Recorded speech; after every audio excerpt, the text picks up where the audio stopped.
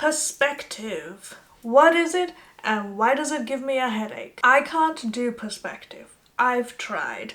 I've done all the cubes and squares and grids, and for some reason it does not work for my brain. If someone is tilting their head a little bit this way and a little bit down, I can't do it. I can't do it. I can't draw faces in perspective.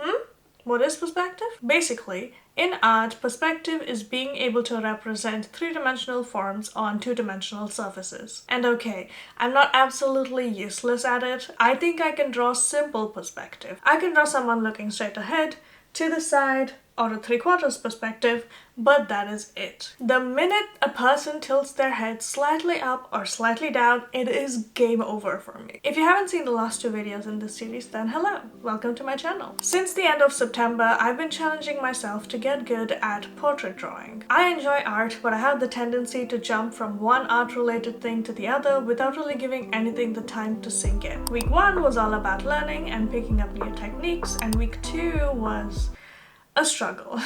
But here we are at week 3. If you have watched the last two videos, then you know me complaining about perspective is nothing new. I've always found it tricky, but I really felt it this week. I wanted to start the week slow. Really ease into it with a simple drawing, especially after the tiredness from last week. This one is fine. I think the proportions are more exaggerated than how it really looks. You can already see that my problem with perspective started like immediately. In the original photo, the person is looking slightly up, and they're also looking up in my drawing, but it's only their eyes looking up. Their face is not tilted upward like it is in the photo. Now this is a simple fix. I just need to tilt the head a little bit upwards, otherwise the rest of the features are essentially in the right place. I think the next one came out pretty nice actually. Again, the features are bigger than how they are in the photo, but overall, I think it looks decently close to the reference image. The eyes need to be smaller, the face needs to be broader.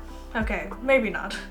But I like the face. I even managed to get the very slight up tilt of the face. In front-facing perspective, the easiest way for me to indicate whether a person is looking up or down is through their nose. If someone is looking down, you can't really see their nostrils, you kind of just see the top of their nose.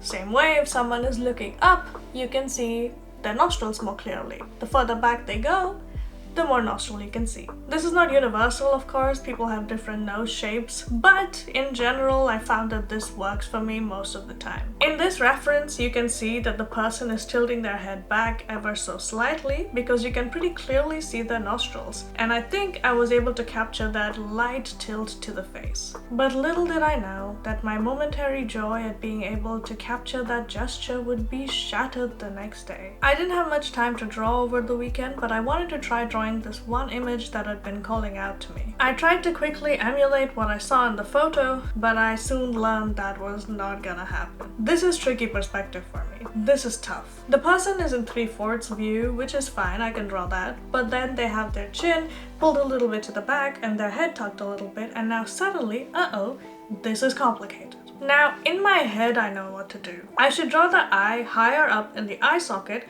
so that the distance between the eyebrow and the top lid of the eye is not so far apart.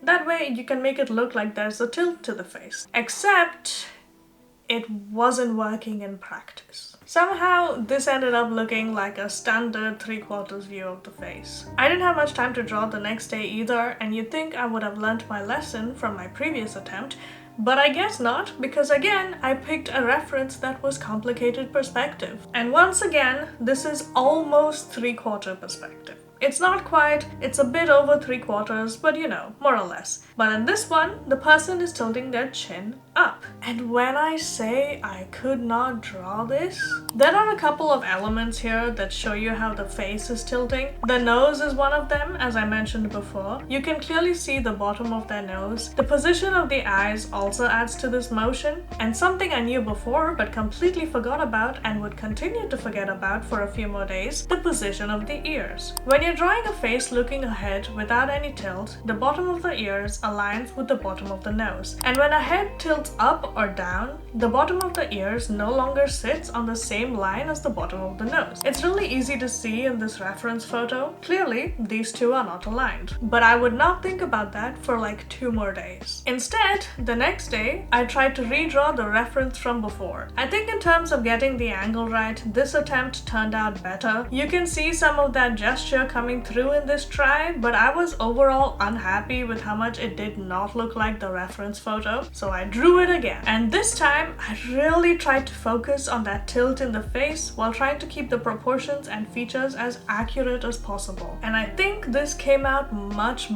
better. The angles on the face are sharper than they are in the reference. I've lost some of the softness to the features. However, I think this is the closest I've come to getting that movement of the face right. The right features are in shadow and it looks like the person is looking up at you. I'm really happy with how this turned out. Day 6. Now that I had decent success redrawing one of the references, I decided to also redraw the other one. Again, I really tried. Something about this reference was just so difficult for me to get right. I think I got the construction of the face okay, but I could not get that angle correctly, and then everything just kind of fell apart from there.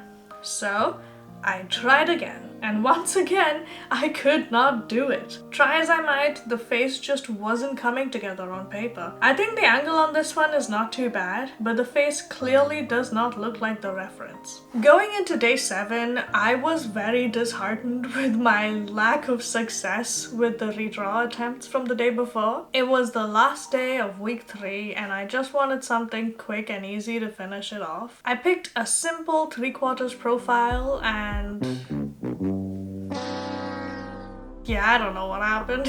I think I was feeling very discouraged by my lack of progress, and so I didn't really focus on the drawing, and then it turned out bad. I was just exhausted trying something again and again, only to essentially meet a dead end. But this ultimate failure gave me the push I needed to look at more tutorials. So I watched a couple more videos until I stumbled upon this one by David Casson about the Van Dyke Z. I would recommend watching the video, it's very useful, but to summarize, this is a method named after a very famous portrait painter named Anthony Van Dyke. It's a way to quickly establish a few key features of the face, especially in 3/4 perspective. Basically, you can draw a line along the brow, down the side of the nose, and across the base of the nose to get quick and accurate proportions. If you're able to replicate the Z shape from your reference onto paper, then it gets easier to form the rest of the face around it. And so, I went back to my earlier reference. Now, using this method, I tried to draw the face that had given me so much trouble for the last few days. I tried to mimic the Z shape as closely as possible and to fill in the rest of the details around it, and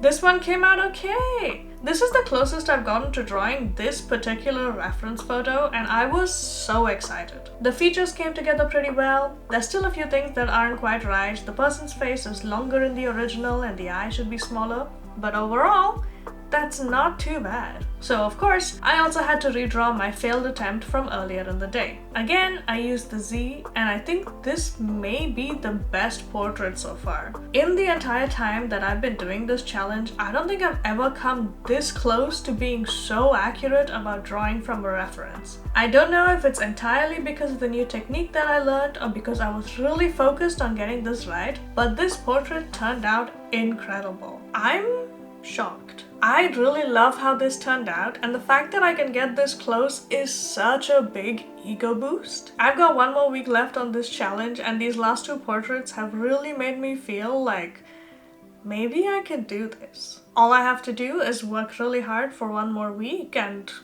we'll see where I end up. And if you want to see where I end up after 1 month of only drawing faces, consider subscribing. I'll see you next week.